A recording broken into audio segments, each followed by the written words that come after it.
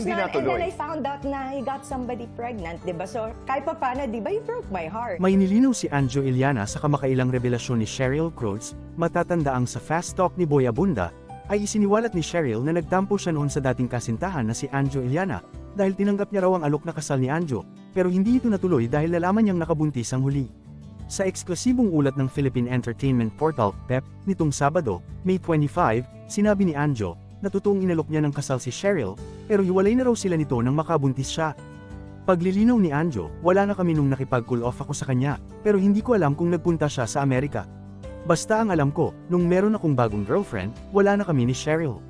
Hindi ko alam kung nagpunta siya sa States dahil masama ang loob niya dahil nga may girlfriend na ako. Ang problema ko noon, nabuntis ko ang girlfriend ko, pero break na kami ni Cheryl.